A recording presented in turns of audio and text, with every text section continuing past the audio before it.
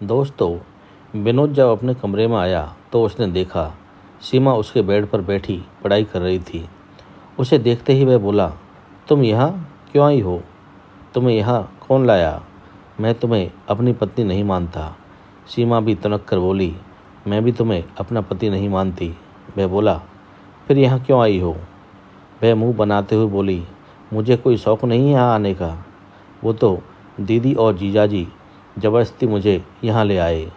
वह बोला, ठीक है ले आए तो, मगर मैं तुम्हें अपने कमरे में नहीं रहने दूंगा। जाओ अपनी दीदी के कमरे में जाकर रहो। शोर सुनकर सारे घरवाले इकट्ठे हो गए। विनोद के पिता बोले, क्यों शोर कर रहे हो? सीमा तुम्हारी ब्याहता पत्नी है, यह यहीं इसी कमरे में रहेगी। तुझे यहाँ नहीं रहना हो तो तुम घर छोड़कर जा सकते हो। पिता की डांट सुनकर वह सहम गया। विनोद का बड़ा भाई बोला, सीमा की एमए फाइनल ईयर की परीक्षा आने वाली है। वहाँ गांव में रहकर पढ़ाई नहीं हो पा रही थी, इसलिए मैं इसे यहाँ ले आया। अब चुपचाप अपनी पढ़ाई कर और इसे भी पढ़ने दे। विनोद की माँ बोली, तुम दोनों के लड़ने से अब कुछ नहीं होगा। पति पत्नी का रिश्ता जन्मों का बंधन होता है। जिस दिन तुम्हारे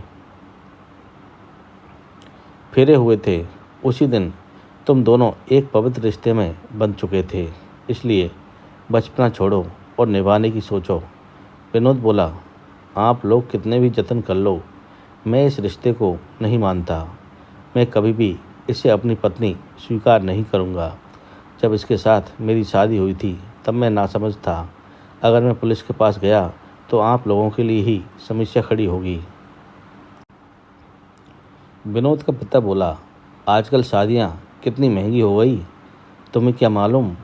हर मजबूर बाप इन खर्चों से बचने के लिए एक ही मंडप में सभी बच्चों को ब्याह लेना चाहता है।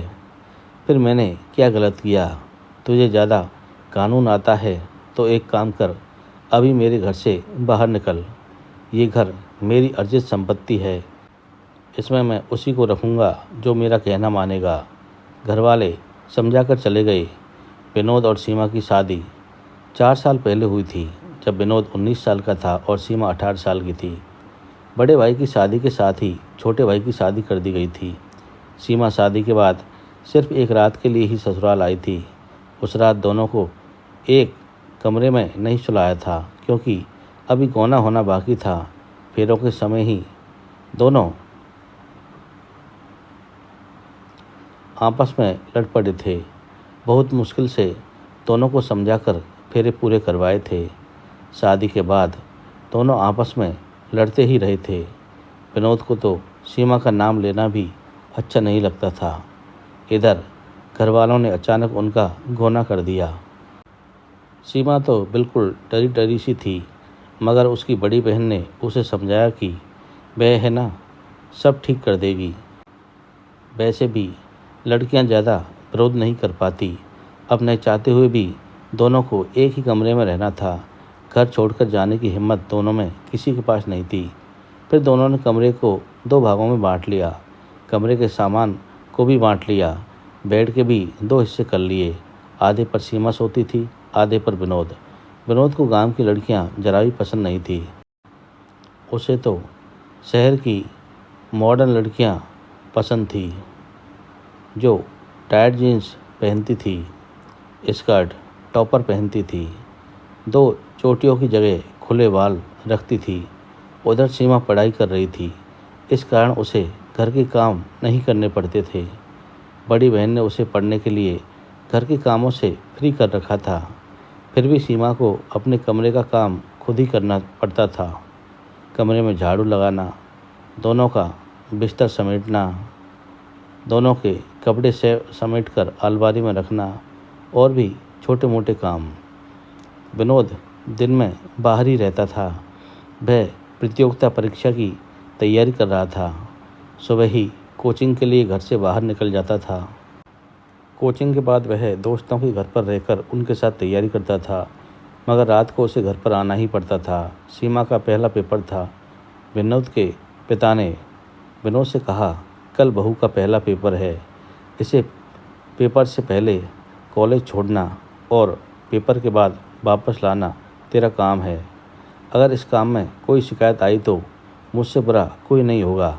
सीमा की बहन ने सीमा को जीन्स और टी शर्ट लाकर दी और कहा, तू इन्हीं कपड़ों में परीक्षा देने जाना। सीमा ने जीवन में पहली बार ऐसे कपड़े पहने थे। इन कपड़ों में देखकर विनोद तो जैसे बुत बन गया था। सीमा के लंबे और छरेरे बदन पर ये कपड़े गजब लग रहे थे। विनोद को लगा जैसे वह कोई आधुनिक फिल्मों की हीरोइन हो। वह तो उसे ताड़ता ही रह गया। जब वह सीमा को बाइक पर बैठाकर कॉलेज ले गया तो सीमा उससे एक फासला बनाकर बैठी थी। जब उसने सीमा को कॉलेज छोड़ा तब उसे वहीं पर एक दोस्त मिल गया। दोस्त बोला, क्या बे, तू तो कहता था कि तुम्हारी पत्नी सुंदर नहीं, गांव की गंवार है, मगर ये तो बहुत सुंदर है। विनोद दोस्तों से बोला, मैं तो मजाक कर रहा था।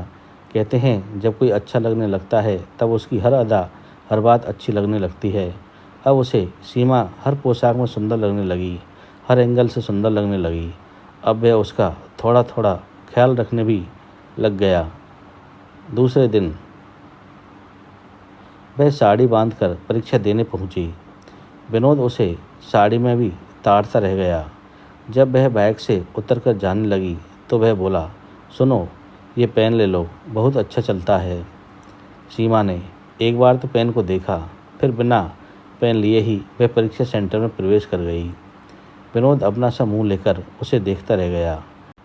वह उसके लिए बहुत सी दुकानों पर ढूंढकर इतना महंगा पेन खरीद कर लाया था, मगर फिर विनोद ने सोचा कि उसकी नाराज़गी भी जायज़ है। इतने दिनों से उसकी उपेक्षा जो कर रहा था। एक रात वह बेड के बीच खींची गई लक्ष्मण सीमा को लांग गया।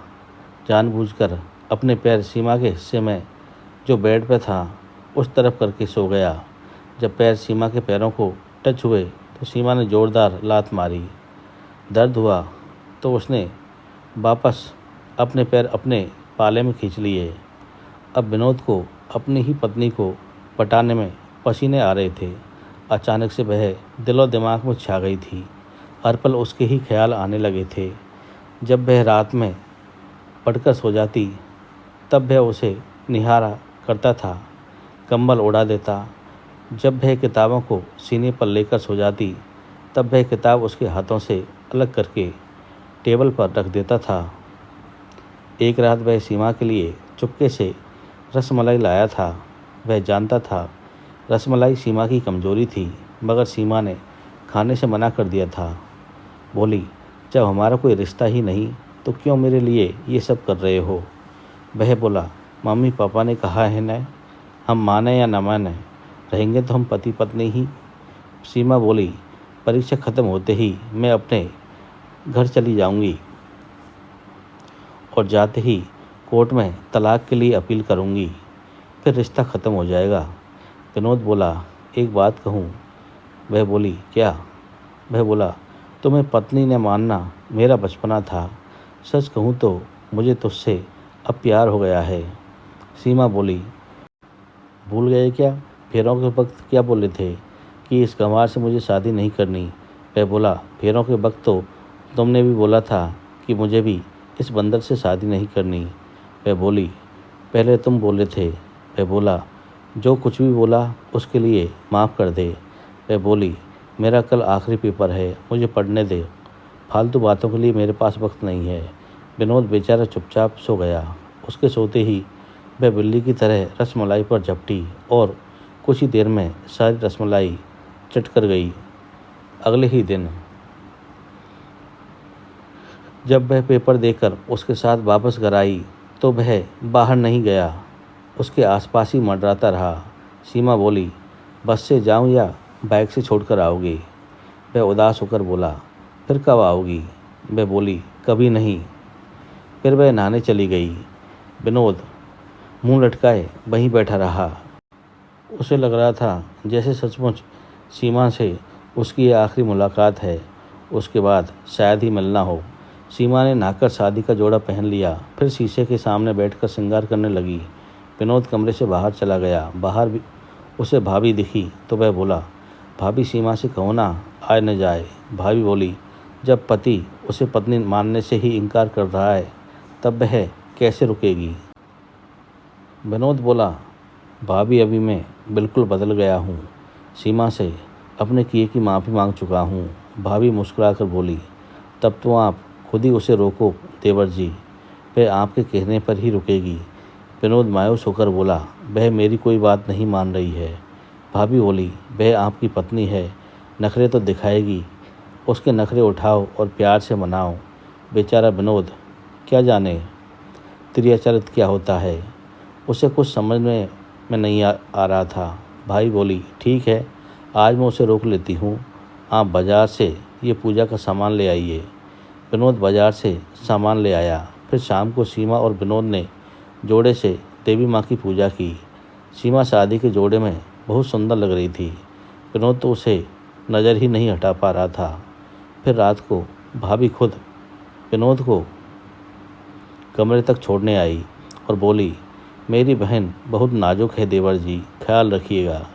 कमरे में प्रवेश करते ही विनोद चौंक पड़ा, क्योंकि सीमा दुल्हन बनी घूंघट में बेड पर बैठी थी। वह समझ गया आज मिलन की घड़ी आ गई।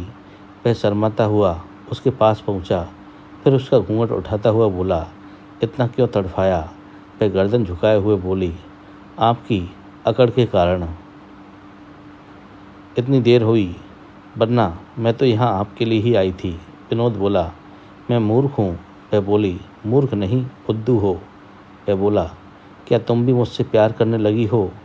वह बोली, मैं आपकी पत्नी हूँ। पत्नी से ये नहीं पूछा जाता कि तुम भी मुझसे प्यार करती हो। शादी को 4 साल हो गए हैं। मैं तो उसी दिन आपकी हो गई थी जिस दिन हमारे फेरे हुए थे, मगर आप जब भी मेरे मायके आए अकड़ में ही रहे। तब आपकी अकड़ देखकर मैंने सोच लिया था कि आपके घर आकर ही आपकी सारी हेकड़ी निकालूंगी। बताओ, अकड़ निकाली या अभी भी बाकी है? विनोद बोला, मुँह दिखाई मैं क्या दूँ, मैं तो कुछ लाया ही नहीं। वह बोली, मुझे कुछ नहीं चाहिए, बस एक वचन दे दो कि आखिरी समय तक मुझे यूं ही चाहोगे, मेरे सिवा किसी दूसरी औरत की तरफ नहीं देखोगे। जब मैं सुंदर रहूं या ना रहूं, मुझसे ऐसे ही प्यार करोगे, हमेशा मेरे आत्मसम्मान की रक्षा करोगे। मुझसे गलती होने पर मुझ पर सबके सामने गुस्सा नहीं करोगे, अकेले में मुझे प्यार से समझाओगे। फिर धड़कते हुए 2 दिल आपस में मिलने लगे। शादीशुदा जीवन की एक प्रगाढ़ शुरुआत होने लगी। सारे शिकवे मिट चुके थे, अब बस प्यार ही बचा था। तो दोस्तों, आपको ये छोटी सी कहानी कैसी लगी, कृपया मुझे कमेंट कर ज़रूर बताएं। और इसी प्रकार की कहानी सुनने के लिए मेरे इस चैनल को शेयर एंड सब्सक्राइब ज़रूर करें। थैंक यू दोस्तों, धन्यवाद।